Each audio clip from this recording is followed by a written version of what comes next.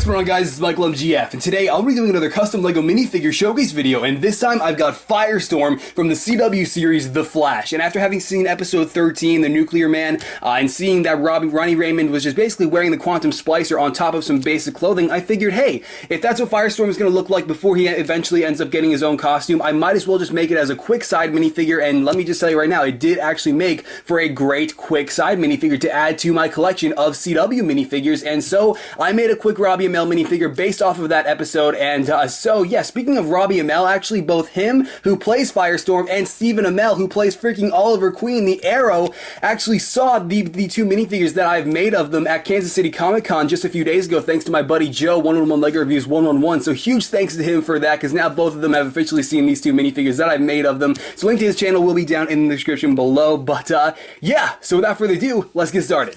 Alright, so, I mean, as lame as it might come across, Firestorm was really just a quick paint job, and I say that because that's really all that was required. All I had to do was paint the front and back of the torso, a little bit on the arms, a little bit on the legs, and his face. And then obviously I did make an alternative head, which I'll be showing you in just a minute, but for what I've got here, I pretty much, like I said, just gave you the rundown of all I had to paint, and he was wearing very basic clothes in the episode, as I already said, and then the Quantum Splicer on top of those clothes, so I pretty much just did my best to paint on those very same details. And you can see for the torso, I've got the Quantum Splicer painted on there with all these straps, all these little circles. I don't really know what you call them, little like metallic circles that have like the red in the center, and then I dotted each one of those with black that emerge out of each strap. And then the actual core of the Quantum Splicer painted on there with all the details surrounding that turned out really awesome. And then you can see I've got like the zipper painted underneath all of that, and all the red outlined in black. And then on you can see that the strap on the very top one actually continues all the way on top of the torso onto the back, and you can see more of those little circles that have the red in the center, and once again all of which are dotted with black. And then I have pretty much the exact same shape as what we see on the front of the torso on the back, and I'm not sure what's actually on the back aside from these three things, so I just pretty much left it the way you see it here. And so that's why you're honestly seeing minimal detail, because I have no idea what's actually on the back of these clothes that he was wearing in episode 13. And then the arms, I pretty much just painted the black lines that you see here, because that's really all that I was able to make out that I would need to paint on his arms in the episode. And then he's also got a pair of tiny tactical sleeve cuffs, which are very useful. I'm really glad I already had them lying around, because if I had to order from Tiny Tactical, given that their shipping times are kind of bad, it would have taken, the showcase would have come out much later. But yeah, so you can see I did pretty much the same thing that I did for Alexei Sitsevich last year in my Amazing Spider-Man 2 video, and I took a pair of Death Star Trooper legs and then painted the shoes onto that in dark gray. So I'm pretty happy with the way that looks, and granted they're not painted, but like Alexei Sitsevich, it still looks really awesome regardless, and it looks consistent with the rest of the minifigure anyway.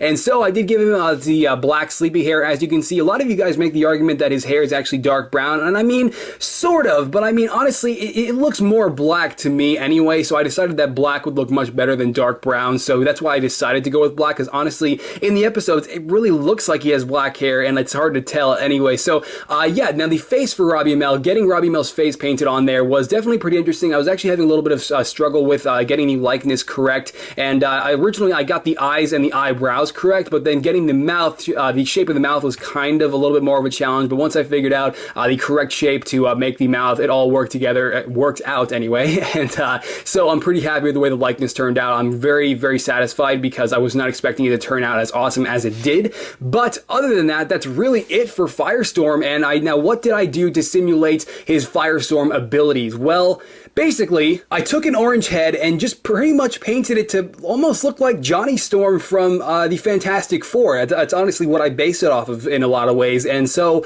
I'm pretty happy with the way it turned out. The aggressive mouth that I have going on there, the little tiny slits that I have for the, to represent the teeth, like the bright yellow color that I used to simulate the sword.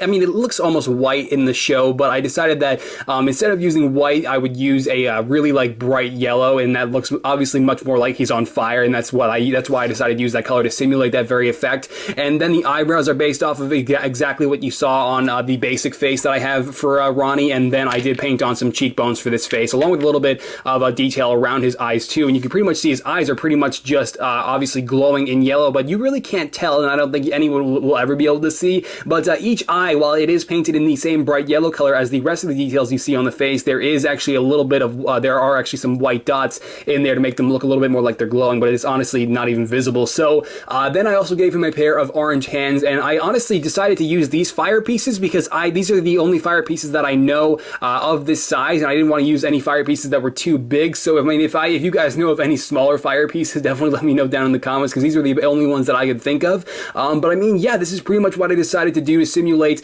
Ronnie's Firestorm abilities. Now, I did actually try this out, and what I'm saying here is I took the fire piece from the agent sets and actually tried to put it on the minifigure, and as you can see, it just looks absolutely bizarre and really, really weird. Now, I mean, if it didn't look bizarre and it wasn't weird, I honestly wouldn't have had to paint this face, and I would have just taken the standard Ronnie Raymond face and then just put this piece on top of it, and then it would have looked just fine, but unfortunately it did not, so I had to fully paint a new head just the way you see it here. And so that's pretty much it for Firestorm from The Flash, and I think I've pretty much gone over everything and explained it in the way that I wanted to. So without further ado, let's go ahead and wrap up this showcase video. It's better I end this now. We can separate you!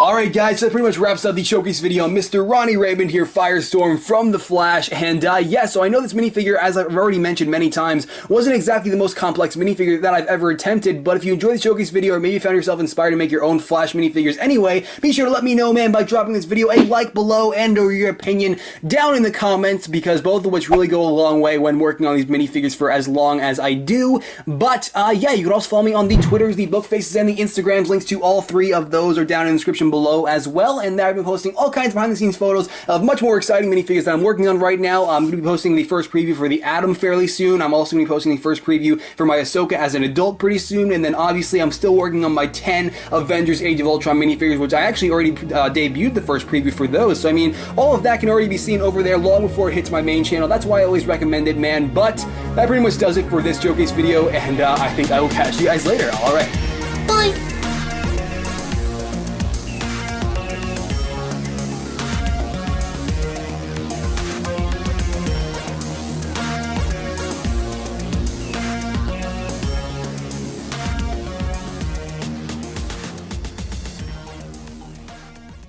This video on Mr. Ronnie Raymond here, The Flash. He's not The Flash, I didn't include the Firestorm part. From the CW series, The Flash. And the set number of this, this is not a review. Pretty much wraps up my review. This is not a review. And this time I've got Mako from The Legend of Korra. That pretty much wraps up my showcase. I almost said review again. Acquired all they had to do. What? Okay, form your words, Ross. I believe in you. You can do this.